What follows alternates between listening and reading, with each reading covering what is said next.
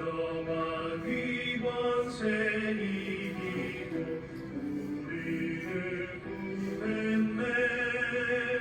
구세주 탄생하심을 다 함께 기리세. 오 기쁘다 반가운 소식 주오셨네. 땅 위에 평화 내려주시네.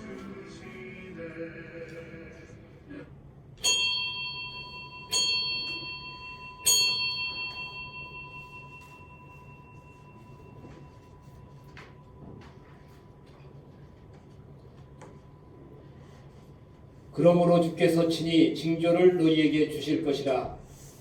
보라, 처녀가 잉태하여 아들을 낳을 것이요 그의 이름을 임마누엘이라 하리라. 하나님은 영이시니 예배하는 자가 영과 진리로 예배할지니라. 아멘. 이 땅에 구원자로 오시는 우리 구주 예수님의 강림을 기다리며 저희들이 대림절 마지막 주일 예배를 드립니다. 성탄절이 가까이 다가올수록 하나님을 향한 우리의 믿음과 소망과 사랑이 더욱 깊어지게 하옵소서. 아멘. 은혜를 사모하며 주님만을 바라보고 있는 저희들을 기억하시고 오늘도 예비하신 말씀과 은혜로 충만하게 채워 주옵소서.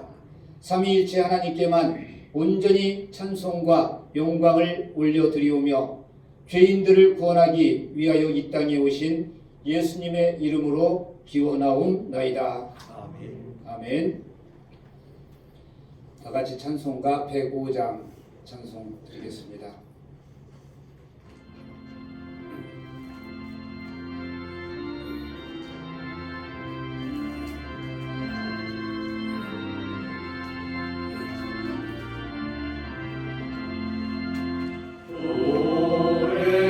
오랫동안 기다리던 주님 강림하셔서 죄에 매인 백성들을 자유 얻게 하시네. 주는 우리 소망이요 힘과 위로 되시니 오래 기다리던 백성 많은 복을 받겠네. 모든 백성 구하려고 임금으로 오시니 영원토록 우리들을 친히 다스리시네. 죄로 상한 우리 마음 은혜로서 고치고 주의 빛난 보좌 앞에 이르도록 하소서.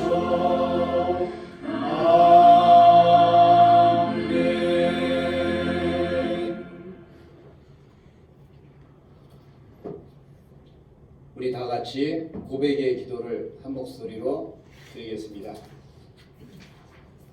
거룩하신 하나님, 주님의 탄생을 기다리며 신앙을 바르게 세워나가야 할 대림절 기간 내내 저희들은 불신앙적인 삶을 살았습니다. 하늘의 보좌를 버리고 이 땅에 오신 예수님의 모습과는 너무나도 다르게 살았습니다.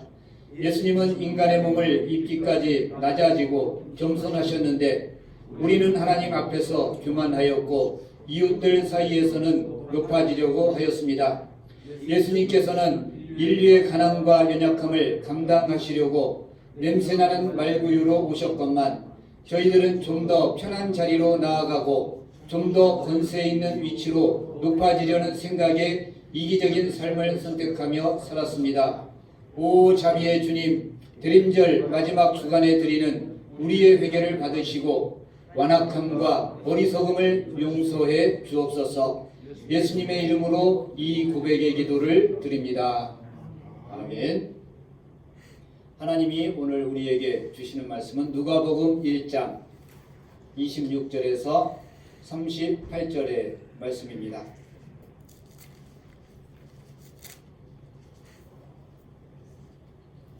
누가복음 1장 26절에서 38절 세번역 성경으로 읽어드리겠습니다.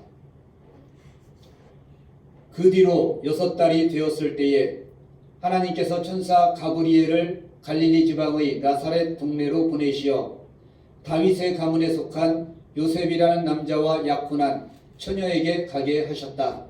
그 처녀의 이름은 마리아였다. 천사가 안으로 들어가서 마리아에게 말하였다. 기뻐하여라, 은혜를 입은 자야.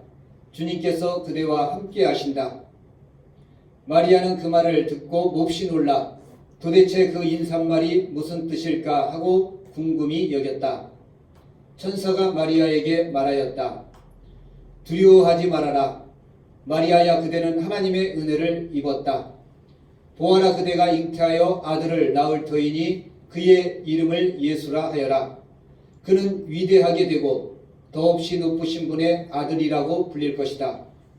주 하나님께서 그에게 그의 조상 다윗의 왕위를 주실 것이다. 그는 영원히 야곱의 집을 다스리고 그의 나라는 무궁할 것이다. 마리아가 천사에게 말하였다. 나는 남자를 알지 못하는데 어떻게 이런 일이 있겠습니까? 천사가 마리아에게 대답하였다. 성령이 그대에게 임하시고 더없이 높으신 분의 능력이 그대를 감싸줄 것이다. 그러므로 태어날 아기는 거룩한 분이요 하나님의 아들이라고 불릴 것이다. 보아라, 그대의 친척 엘리사벳도 늙어서 임신하였다. 임신하지 못하는 여자라 불리던 그가 임신한 지 벌써 6달이 되었다. 하나님께는 불가능한 일이 없다. 마리아가 말하였다. 보십시오, 나는 주님의 여종입니다. 당신의 말씀대로 나에게 이루어지기를 바랍니다. 천사는 마리아에게서 떠나갔다. 아멘.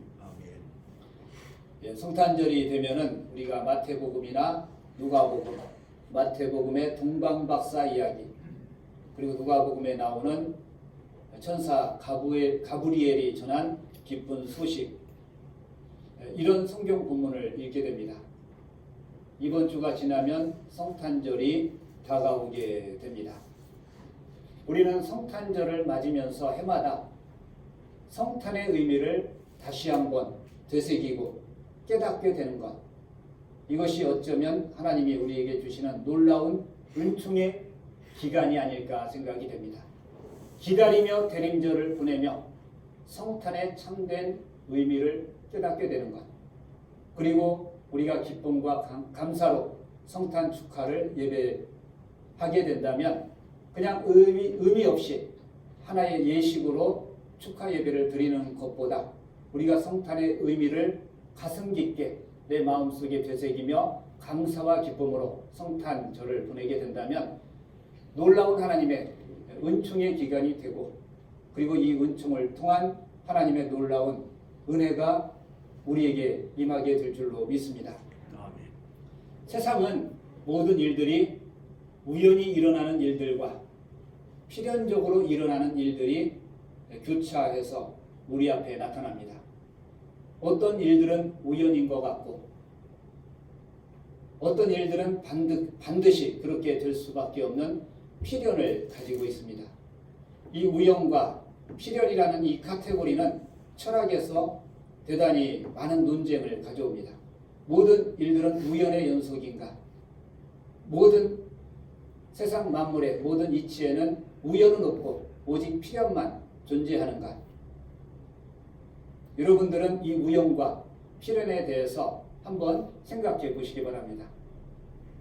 내가 오늘 이 자리에 나와서 예배하는 것, 이것조차도 나에게 우연히 일어난 일인가? 아니면 필연적인 일인가? 주일날 예배 드리는 것. 어떤 사람은 예배당에 나오지 않지만 이 예배당에 나와 있는 것조차도 우연인 것 같지만은 이 속에는 어떤 필연이 관통하고 있습니다. 사람과의 만남은 더욱더 신비합니다. 그래서 옛날 불교적인 용어지만 인연이라는 말을 씁니다. 원인이 있어서 반드시 그렇게 된다. 그리고 이 인연이 한번 이 땅에서 이루어지기 위해서는 억겁의 세월이 지나야 우연히 길을 가다가 옷깃 한번 스치게 된다. 그것도 윤회의 사상에 따르면은 억겁의 세월, 천사가 바위 위에 내려와서 춤을 추는데 그 바위가 다 옷깃에 스쳐서 닳아 없어지는 시간을 겁이라고 합니다. 천사의 가벼운 선녀의 그 옷자락이 바위 위에서 춤을 추는데 그 바위가 닳아 없어질 정도의 세월이 지나가는 것, 우리가 상상할 수 없는 세월, 이것이 억겁의 세월이 지나야 이 땅에서 우연히 만나 옷깃 한번 스치게 된다. 이 속에는 깊은 의미들이 담겨져 있습니다. 필연이라는 것이죠. 우연히 일어나는 일 같지만은 반드시 어떤 원인이 축적되어서 그것이 결과로 나타난다라고 생각을 합니다. 어제도 제가 마트에 들렸는데 마지막 토요일 밤에 복권을 사는 행렬들이 줄을 서 있습니다. 로또를 한 장 사기 위해서 막 카드로 로또를 대량으로 구매하는 사람을 보면서 저 대열에 나도 한번 참여를 해볼까, 이런 생각이 잠시 머리에 스쳤죠. 혹시 이 시간에 사는 이 복권 하나가 나에게 어떤 우연의 기회를 가져다 주지 않을까. 그러나 그 생각을 접었습니다. 만약에 그때 샀던 복권이 우연히 산 것 같았는데 확률로는 수천만 분의 1, 그 확률을 과연 뚫을 수 있을까? 만약에 된다면 그것도 우연과 필연이 교차하는 그 시간, 그리고 그 시간에 내가 거기에 갔던 것, 그리고 그것을 내가 살까 말까 망설였던 순간들, 이 모든 것들을 다시 한번 되짚어보지 않겠습니까? 과연 이게 우연이었을까? 나는 필연적으로 그 자리에 갔고 그것을 구매했을까? 우연은 우리에게 놀라운 그런 상상력과 힘을 가져다 줍니다. 이것이 우연히 나에게 일어난 일 같으면은 거기에서 어떤 신비함을 느끼게 됩니다. 그래서 사기를 치려고 하면은 우연을 가장한 만남을 몇 번만 반복하면은 사람들의 마음이 열리게 된다고 합니다. 연애를 할 때도 마찬가지죠. 전화하고 어디서 만난다고 하고 만나는 게 아니라 동선을 파악하고 강원도 평창에 스키장을 갔는데 정보를 알고 미리 가서 어쩐 일입니까? 우연히 만난 것처럼 커피 한잔하고 또 쿨하게 헤어지고, 이런 거 몇 번만 반복하면은 사람들이 인연이 있는가 보다, 이 만남에는 특별한 의미가 있지 않을까, 이렇게 해서 연애를 성공하기도 합니다. 우연을 가장한 만남을 반복하면은 사람들의 마음이 열리게 되죠. 우연히 지하철 영등포 몇 번 출구를 나가는데 정말 1년에 한 번 갈까 말까한 그 장소에서 누군가를 마주친다면 얼마나 반갑겠습니까?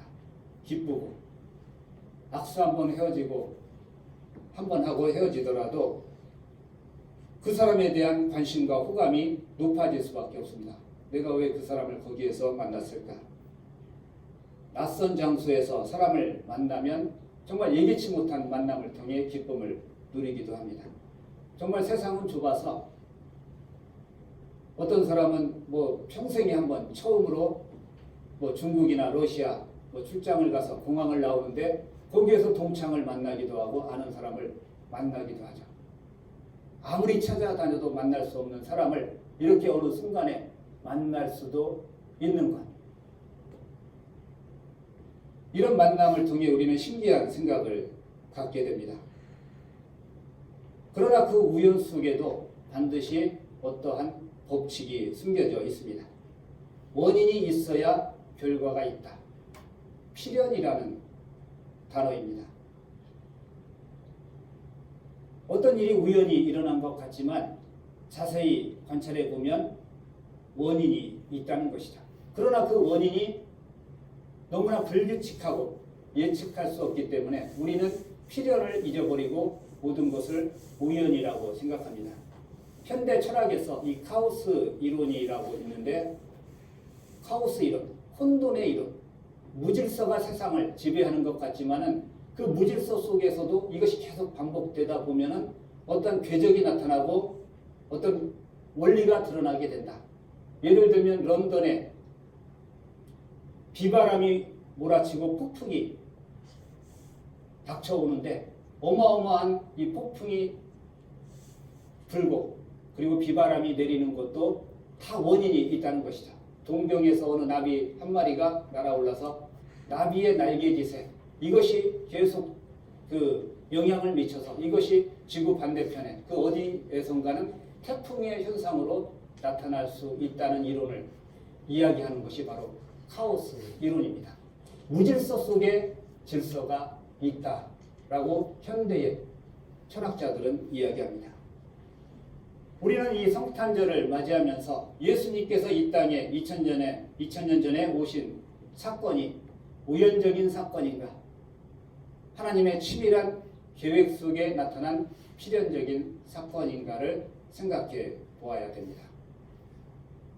우리는 구약과 신약의 성경을 읽고 있는데 구약의 많은 사건들, 예언들, 이런 것들을 통해서 하나님의 계획이 암시되어 있고 계획되어 있는데 가장 적당한 때, 카이로스의 시간에, 하나님의 때에 모든 일들이 계획대로 일어났다. 바로 이것이 성탄의 사건이다 라고 이야기할 수 있습니다. 하나님의 아들이 인간의 몸으로 이 땅에 오신 사건은 아주 오래전부터 계획된 일이었습니다. 무질서하게 보이고 질서가 전혀 없는 우연적인 사건 같지만 하나님의 시간의 계획표 안에서 톱니바퀴가 정확하게 맞물려 돌아가듯이 예수님이 오시기까지 많은 사람들과 사건들을 통해서 치밀하게 준비되었고 그리고 각자의 역할을 수행하였고 그리고 하나님의 때에 예수님은 이 땅에 오셨습니다. 아기 예수님의 탄생 그 자체로 우리는 하나님의 능력을 바라볼 수 있습니다. 하나님이 계획하셨고 하나님이 이루셨습니다. 하나님이 개입하셨다는 사실을 모르는 사람들은 그냥 우연히 2000년 전에 낯선 중동 지방에 한 처녀가 원인을 규명할 수 없는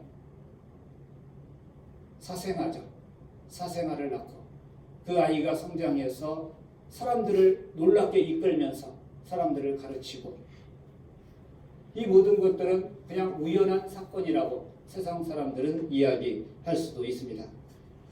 그러나 진실은 능력의 하나님께서 인류 역사의 세밀한 부분까지 일일이 조율하고 계십니다.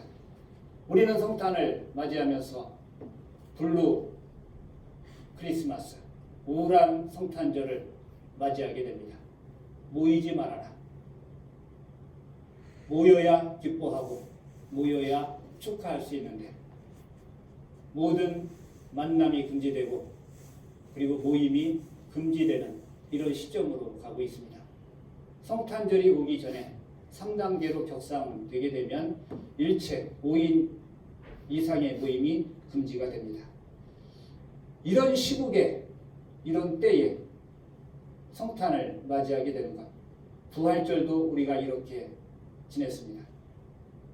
그리고 성탄절도 이 코로나가 끝나지 않고 자연스러운 만남 그리고 기쁨의 만남이 허락되지 않는 이런 성탄절을 저희들이 맞이하고 있는데 왜 이런 일들이 우리에게 일어나고 하필이면 성탄의 때에 하나님의 놀라운 계획으로 코로나가 종식이 되고 거리마다 골목마다 종소리, 벨소리, 성탄의 축하 노래가 울려 퍼지면 좋겠는데 최근 시내를 나가보면 예전에 비해서 성탄 장식을 하는 건물들이나 상가들이 줄었습니다. 거리에 캐롤이 울려 퍼지지 않습니다. 그만큼 각박하고 그리고 힘들다는 반증이 아닐까 생각이 됩니다. 얼마 전에 어떤 교 한 분과 차를 타고 이동하면서 코로나에 대해서 이야기하는데 저는 이 코로나가 인류에게 저주이고 그리고 멸망의 징조처럼 보이지만 더 큰 안목으로 본다면 지구는 인간보다 더 크게 병들어 있고 앓고 있고 수명을 다해가고 있는데 코로나 덕분에 코로나가 인간을 제어해서 코로나가 백신이 되어서 지구를 살리고 있지 않은가. 어제도 뉴스를 보니까 제주에 2배, 3배 되는 빙하가 녹아서 떨어져 나와서 이것이 바다를 떠다니다가 어느 섬에 부딪히게 되는데 100km도 안 남았다고 합니다. 그 섬에 부딪히게 되면 펭귄 수십만 마리가 한 번에 죽을 것이다. 이런 그 기사를 봤습니다. 이미 빙하는 녹아들이고 그리고 계절에 이런 그 전통적인 흐름들은 깨져가고 있습니다. 그리고 환경은 점점 사람이 살아가기 힘든데 인간이 망쳐놓은 자연, 인간이 망쳐놓은 지구를 하나님이 되돌리는 시간은 아닐까. 사람들은 자제하고 그리고 반성하면서 하나님이 창조하신 이 세계를 다시 한번 지키고 보존해 내는 것. 어쩌면 이런 것들이 올해부터 시작된 이 코로나 시대를 지나면서 우리가 깨달아야 될 부분이 아닐까 생각이 됩니다. 그냥 무한대로 가게 되면 자연도 끝을 보게 되고 인간도 그 자연의 저주 앞에 무너지게 될 것이다. 지금 어쩌면 이것은 약한 단계의 예방주사라고 할 수도 있을지 모릅니다. 예전에 섬기던 교회 목사님께서 태풍으로 큰 피해가 나고 인명피해가 나는데 태풍이 없다면 바닷물이 정화되지 않고 자연이 정화되지 않는다. 그 피해와 아픔이 있지만 태풍을 통해서 자연은 정화의 과정을 걷는다. 바닷물이 한번 뒤집어져야 사람이 떠내려 보낸 모든 오물과 찌꺼기들이 바닥에 있던 것들이 다시 한번 뒤집어지면서 정화의 과정을 거치게 된다라는 그런 설교를 들었던 기억이 납니다. 우리는 이 코로나를 지혜롭게 이겨내면서 내 자신도 내 가족도 보존할 뿐만 아니라 하나님이 창조하신 이 세계의 질서와 만물을 보존하고 유지시켜 나가는 것, 이것이 인간에게 맡겨진 가장 큰 임무, 아담에게 주어졌던 임무.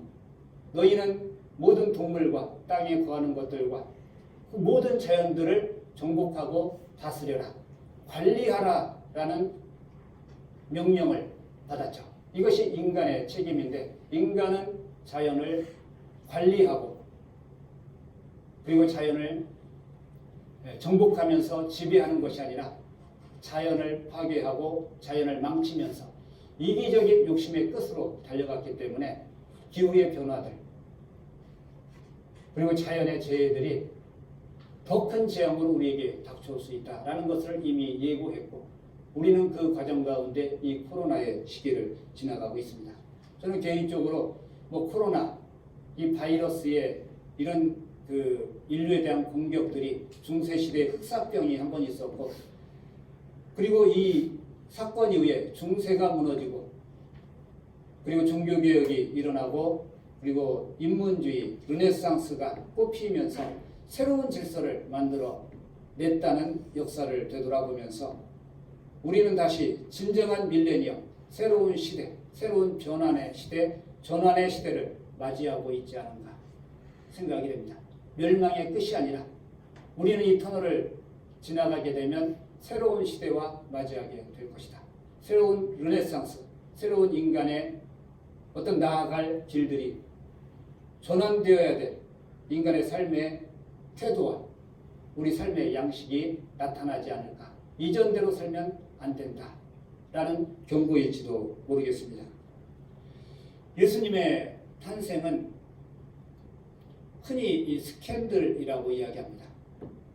최대의 스캔들, 인류 역사의 최대의 스캔들, 출생과 죽음에 있어서 예수님처럼 큰 스캔들을 일으킨 사건은 없었습니다. 모세가 태어나는 것, 그리고 아브라함이 아들을 낳는 것, 그리고 오늘 본문 이 시작되는 말씀을 보게 되면은 6달이 되었을 때에, 이 6달은 오늘 본문 말미에 보면은 엘리사벳이 임신한 지 6달이 되었다. 이미 가브리엘 천사는 세례 요한의 그 출생에 관여하였고, 그리고 엘리사벳에게, 그리고 그의 남편에게 나타나서 계시하는 이런 사건들이 있었습니다. 이 사건도 기적적인 사건입니다. 나이가 들어서 아이를 낳을 수 없는 여인이 이미 임신했는데 6달이 되었다. 이것도 하나의 스캔들이 될 수 있죠. 그러나 예수님의 탄생은 나이 들어서 아이를 낳을 수 없는 늙은 여인의 출산이 아니라 이제 막 아이를 낳을 수 있는 여성으로, 실제로 나이로 친다면 15살 미만이라고 합니다. 여인으로 막 변화되는 한 소녀에게 나타났던 사건, 처녀가 임신하게 되는 사건을 통해서 예수님이 이 땅에 오셨죠. 이것은 스캔들입니다. 오직 이 계시는 마리아만이 받게 되죠. 성령이 너에게 임할 것이고 하나님의 능력이 너를 덮을 것이다. 그리고 하나님이 너와 함께할 것이고 너는 잉태하여 아들을 낳을 것인데 그 이름을 예수라 하라. 이사야 선지자가 예언했던 하나님이 우리와 함께하신다. 한 아기를 우리에게 주셨다. 그 아이의 이름을 임마누엘이라 하리라. 하나님이 우리와 함께하신다 라는 말의 의미가 임마누엘입니다.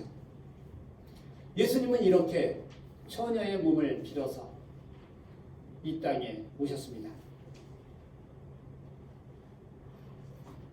우리는 이미 기독교 신앙으로 교리화된 모든 것들을 받아들이기 때문에 동정녀 출산을 믿지만은 그 당시에 사람들의 수군거림, 사람들의 비웃음, 처녀가 아기를 낳아도 뭐 이유가 있다라는 우리 옛말이 있는데, 처녀가 아이를 낳는 것, 그 여자를 한 남자가 받아들인다는 것, 그리고 그 아이가 아버지가 누군지 세상 사람들은 알 수 없는 그런 아기로 태어나서 성장하고, 이것은 이미 소문이 납니다. 옛날 사람들도 10달이 지나야 아기가 태어난다는 사실을 알았는데, 아직 결혼하지 않았는데 임신을 했고, 그리고 약혼자가 있었고 결혼을 하게 되는데 10달이 되기 훨씬 전에 아기를 낳아 버린다면 세상 사람들이 그것을 무엇이라 하겠습니까? 수군거리죠. 그리고 죽음도 마찬가지로 최대의 오명을 안고 십자가에서 정치범으로 나라를 뒤엎으려고 했다. 사람들을 모아서 새로운 왕국을 만들려고 했다라는 정치적인 제목으로 십자가에 처형당한 한 젊은 청년의 죽음, 시작부터 마지막까지 스캔들이었습니다. 오늘 우리가 읽은 말씀을 중심으로 한번 마리아의 입장에서 오늘 본문을 한번 생각해 보면 좋겠습니다. 마리아는 천사의 스테고지라고 이야기합니다.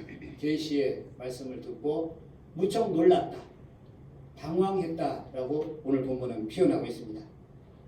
마리아가 놀란 것은 아기를 잉태했다는, 임신했다는 소식이 아니라 기뻐하라, 너는 하나님의 은혜를 입었다, 그리고 하나님이 너와 함께 하신다, 이런 인사말을 듣게 되는데 그 인사말 자체에 몹시 놀라고 당황했다. 이 말의 의미가 무엇일까?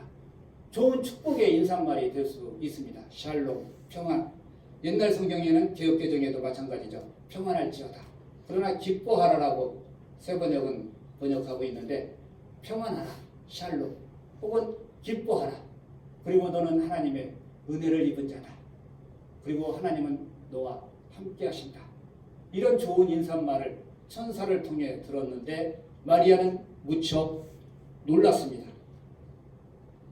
그 인사말의 뜻이 무엇일까 궁금히 여겼다는 것이죠.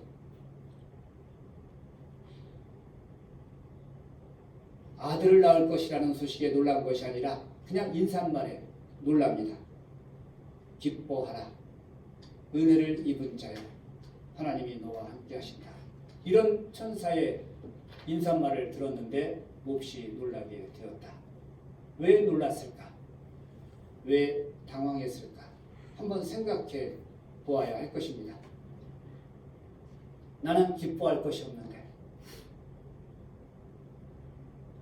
그리고 하나님의 은혜를 입었다고 하는데 내가 과연 은혜를 입은 자인가? 그리고 하나님이 나와 함께 하신다. 우리와 함께 하신다.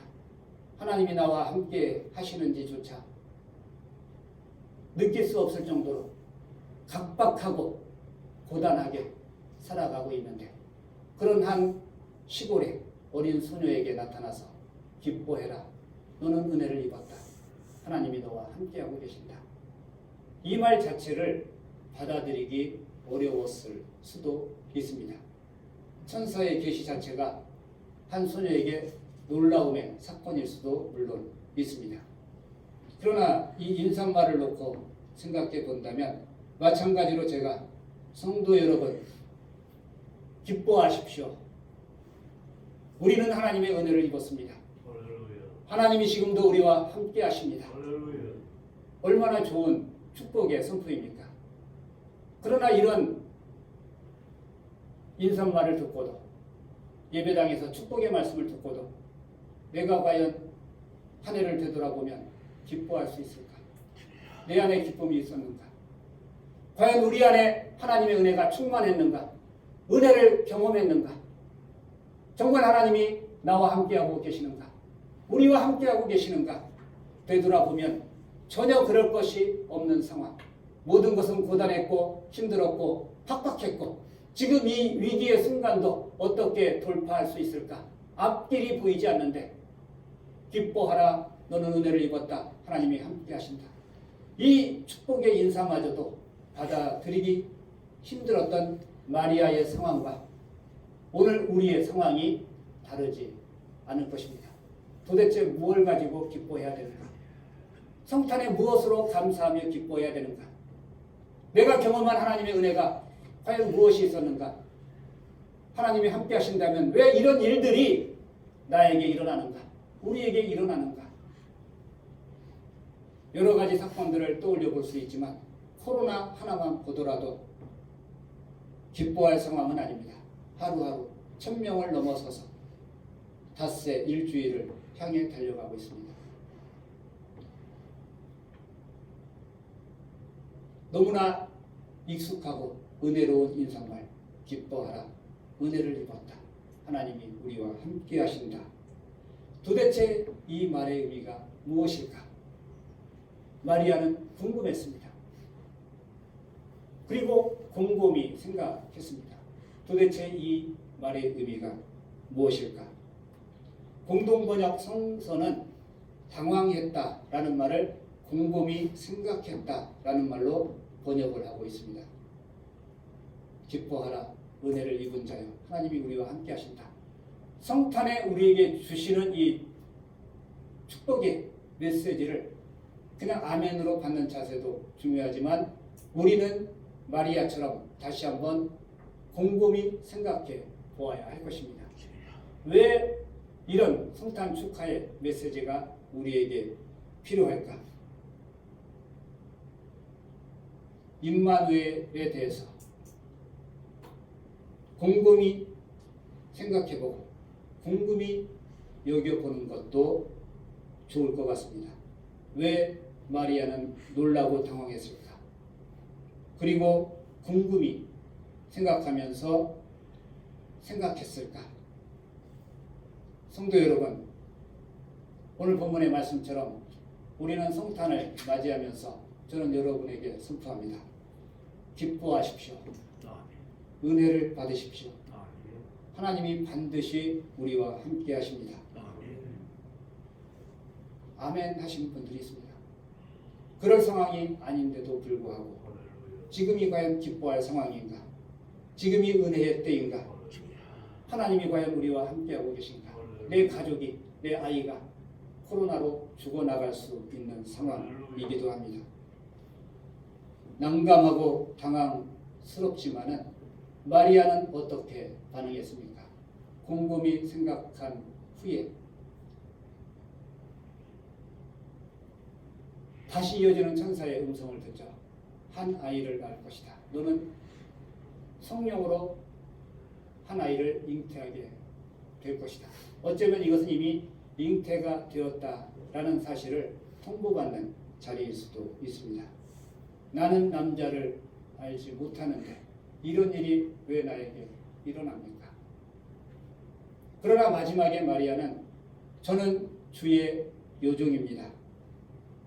옛날 성경 계집종이 오니 뭐 이렇게 변하고 있지만 나는 주님의 요종입니다. 당신의 말씀대로 나에게 이루어지기를 바랍니다. 이렇게 마리아가 천사의 계시에 응답을 하게 됩니다. 예수님의 출생도 그렇지만 마리아가 살아가던 시대, 기쁨이 사라지고 은혜가 사라지고 임마누엘과는 상관없는 듯한 이런 삶을 살 수밖에 없는 가난의 시대, 식민의 시대, 그리고 한 소녀가 시대의 전통과 굴레 아래 살아가던 이런 시대에 천사가 바로 그런 한 소녀에게 나타나서 기뻐하라, 너는 은혜를 입었다. 하나님이 너와 함께 하신다. 이렇게 말하니 당장은 당황스러웠지만은 그리고 임마누엘 하나님이 나와 함께 하신다는 것을 인정할 수 없었지만은 그러나 마지막에는 저는 주의 요종입니다. 말씀대로 이루어지기를 원합니다. 오늘 우리 역시 성탄을 맞이하면서 기뻐할 상황인가? 은혜가 우리 안에 있는가? 하나님이 우리와 함께 하시는가? 질문하지 않을 수 없습니다. 이어서 가브리엘은 임신 소식을 전하게 됩니다. 이것이 과연 마리아에게 기쁜 소식이었을까? 우리는 그냥 감상적으로 인류의 구원자, 만왕의 왕을 임신하게 되었다. 마리아가 얼마나 기뻤을까? 이렇게 생각할 수 있지만은 사실은 그렇지 않았을 것입니다. 아직 결혼하지 않았기 때문에 이것을 감격스러운 소식이라고 쉽게 말한다면은 우리는 예수님이 이 땅에 오신 사건을 잘못 이해하고 있는 것입니다. 과연 이것이 기뻐할 상황인가? 동네에 소문이 나고 사람들은 기월수를 헤아려서 조기에 뭐 팔싹둥이만 돼도 사람들은 그러려니 하겠지만 5달 만에 6달 만에 아이를 낳는다면은 본인이 받을 수모도 그렇지만 이 아이가 장차 짊어져야 될 인생의 무게를 한 소녀라고 해서 생각하지 않았겠습니까? 평생 따라다닐 낙이, 애비 없는 자식이 그렇지, 혹은 근본 없는 자식, 이런 얘기를 우리도 어른들이 옛날에 많이 썼고 최고의 욕이죠. 아기를 배웠다고 하는데 내가 받을 수치와 치욕, 그리고 아이가 살아가야 될 그런 삶들을 생각한다면은 이것은 당장에는 절대 기쁜 소식이 될 수 없습니다. 성모, 하나님을 낳았기 때문에 붙여진 이름이라 우리는 쉽게 생각하고 이야기하지만 현실에서 마리아는 과연 어떤 상황이었을까? 그 가브리엘의 말 앞에 마리아는 나는 남자를 알지 못합니다 라고 34절에 고백합니다. 과연 이 말의 의미가 무엇일까? 어떤 심정이었을까? 나는 아이를 낳을 수 없는 여자이고 그런 상황입니다. 너무나 어린 소녀, 결혼하지 않은 처녀. 이때의 마리아의 심정을 헤아릴 수 있어야 우리는 성탄의 의미를 조금이나마 더 이해할 수 있을 것입니다. 성탄의 참된 의미는 이 마리아의 상황처럼 받아들일 수 없는, 이해할 수 없는 현실을 받아들이는 것, 그리고 사람들에게 비웃음거리가 되고 수근수근 되는 한 아이를 낳을지언정 그 존재를 품는 것, 그리고 그 아이를 생산하는 것, 이것이 진정한 의미의 성탄이 아닐까 생각해 봅니다. 말이 되지 않아 세상 사람들이 틀렸다고 손가락질하는 존재조차 하나님이 계획하셨고 하나님이 품으셨다는 것, 이것을 믿는 것, 이 믿음이 오늘 성탄을 맞이하는 우리의 자세가 되어야 할 것입니다. 당연한 것, 복된 것, 기뻐하는 것, 이것이 참된 성탄의 의미라기보다 이해할 수 없는 상황, 받아들일 수 없는 상황, 손가락질 당하는 사생아조차도 내가 품겠다, 내가 낳아서 기르겠다, 하나님의 뜻으로 받아들이는 것, 이것이 마리아가 맞이했던 성탄의 의미가 아닐까 생각해 봅니다. 오늘 교회의 존재 자체가 그렇지 않습니까? 가난한 자가 복이 있다. 좁은 길을 선택하라. 원수를 사랑하라. 무한정 용서하라. 이 말씀을 믿으며 예배하는 우리의 모임이야말로 세상이 가장 품기 힘든 이단아, 사생아와 같은 존재가 오늘날 교회가 아닐까 생각해 봅니다. 그러나 우리는 이 교회를 받아들이고 그리고 이 교회를 품습니다. 이것이 진정한 성탄의 의미일 것입니다. 37절의 말씀입니다. 하나님께는 불가능이 없다. 하나님이 하시는 일에는 불가능이 없습니다. 모든 일은 우연인 것 같지만 그 안에는 필연이 있습니다. 하나님의 계획이 있습니다. 하나님의 섭리가 담겨져 있습니다. 하나님께서는 자신의 계획을 이루어 가시기 위하여 인간의 생각으로 불가능한 일들을 하나님은 가능하게 하십니다.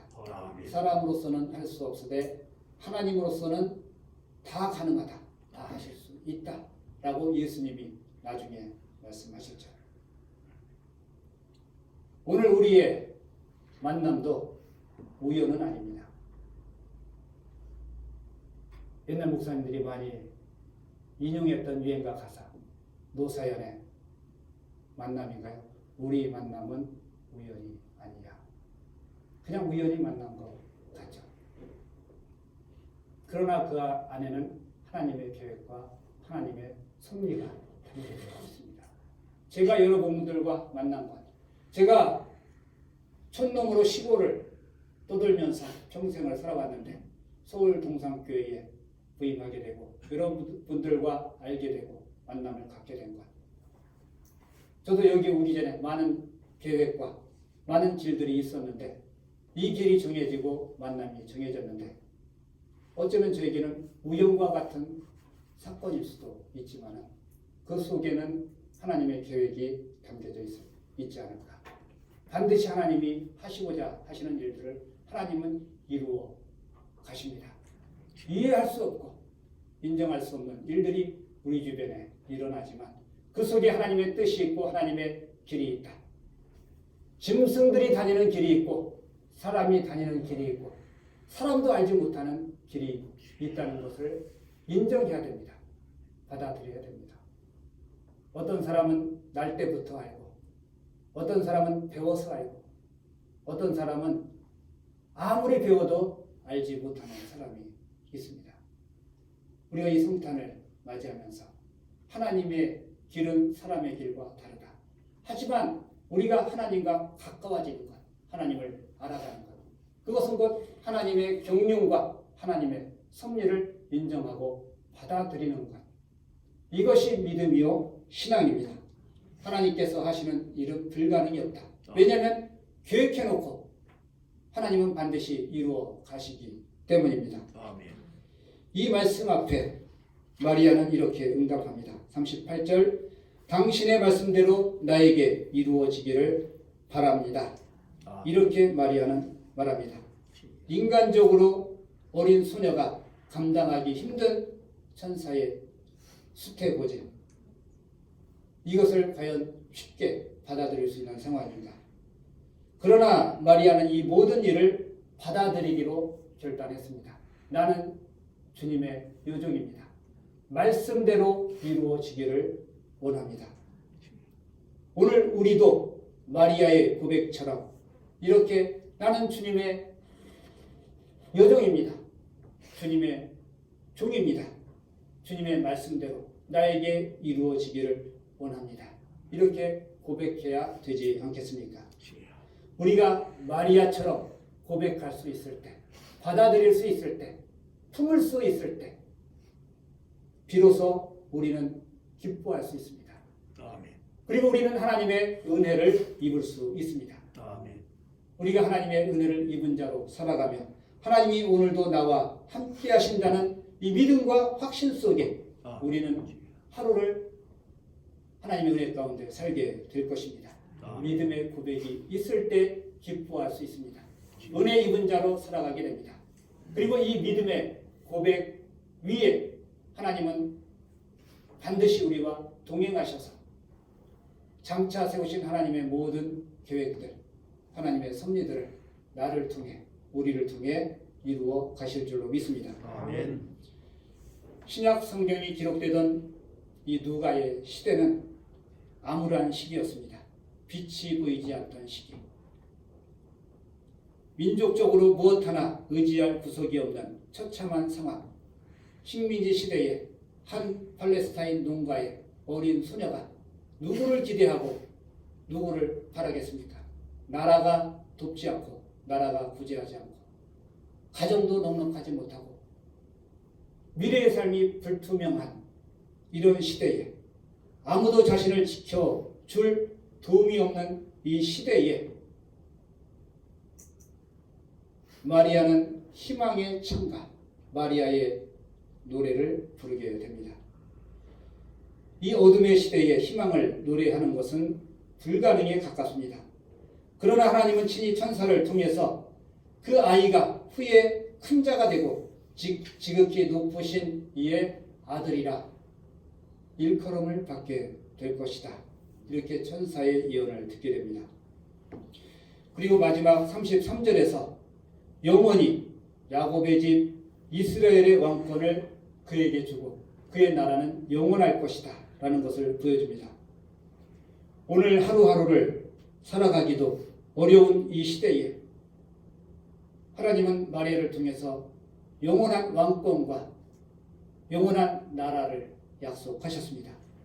오늘 하루 살기도 빡빡한데 우리가 영혼을 꿈꾸는 것은 대단히 어렵습니다. 그러나 하나님은 절망 중에도 현실을 넘어서서 영원한 가치를 꿈꾸게 우리를 도와주십니다.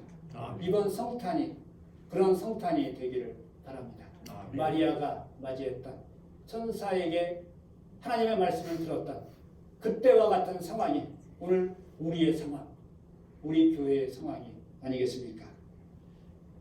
모피의 법칙이라고 옛날에 유행했던 말이 있습니다. 하는 일마다 안 됩니다. 뭐 좀 하려고 하면 꼭 잘못되고 일은 꼬이고 남들은 잘하는데 내가 하면 안 되고 그럴 때 막연한 불안감이 엄습합니다. 아무런 해결책이 보이지 않습니다. 그러나 그런 절체절명의 상황에서도 하나님은 방법을 준비하고 계십니다. 이것을 받아들이는 것, 이것을 믿는 것만으로도 우리 마음에 평안이 찾아옵니다. 이번 성탄은 대면으로 함께 축하의 예배를 드리지 못하게 될지도 모릅니다.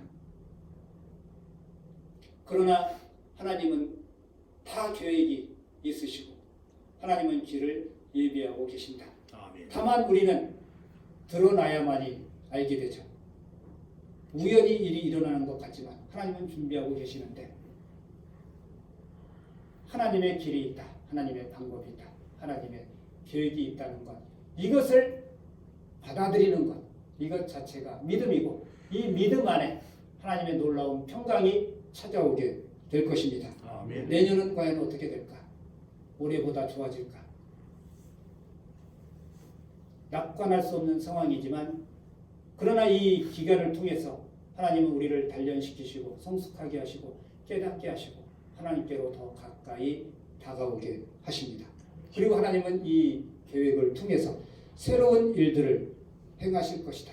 하나님의 계획을 믿으시기 바랍니다. 아멘. 하나님에게는 불가능이 없습니다. 아멘. 인간의 생각을 뛰어넘는 하나님의 섭리가 기적처럼 우연처럼 우리에게 다가오지만 그 일들은 하나님의 계획표와의 필연으로 하나님의 섭리로 우리에게 나타나게 될 것입니다. 이 놀라운 기적을 기대하는 성탄이 되기를 간절히 소원합니다.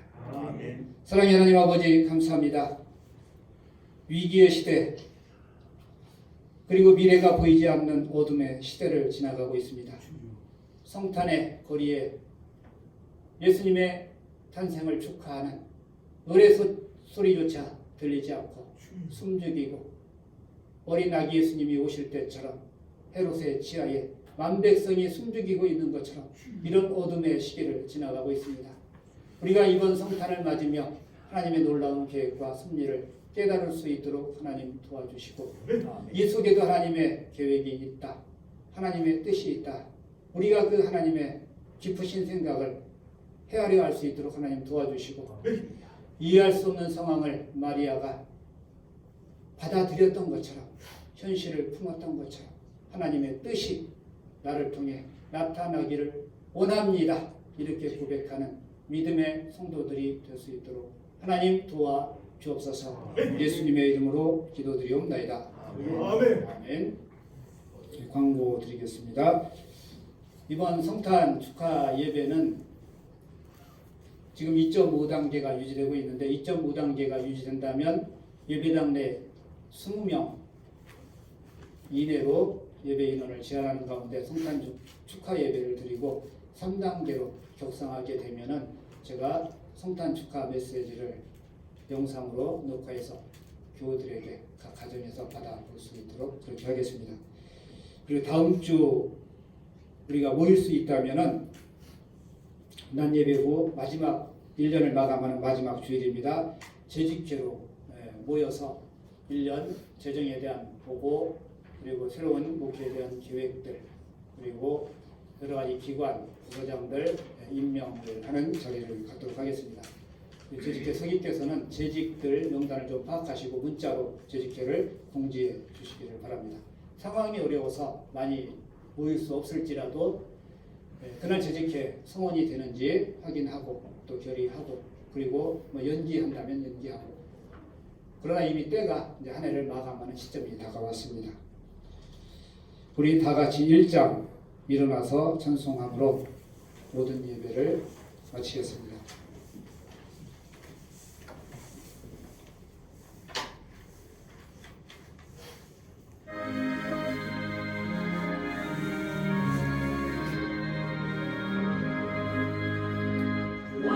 왕복의 근원 하나님 온 백성 찬송 드리고 저천사여 찬송하세 찬송 성부 성자 성령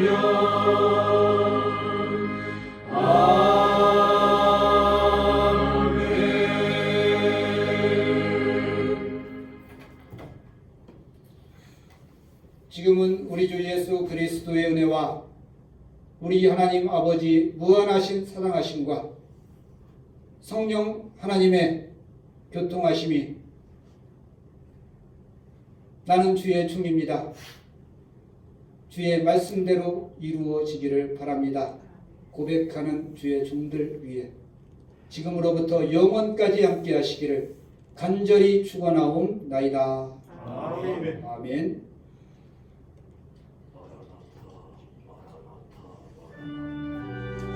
주여 속히 오시옵소서.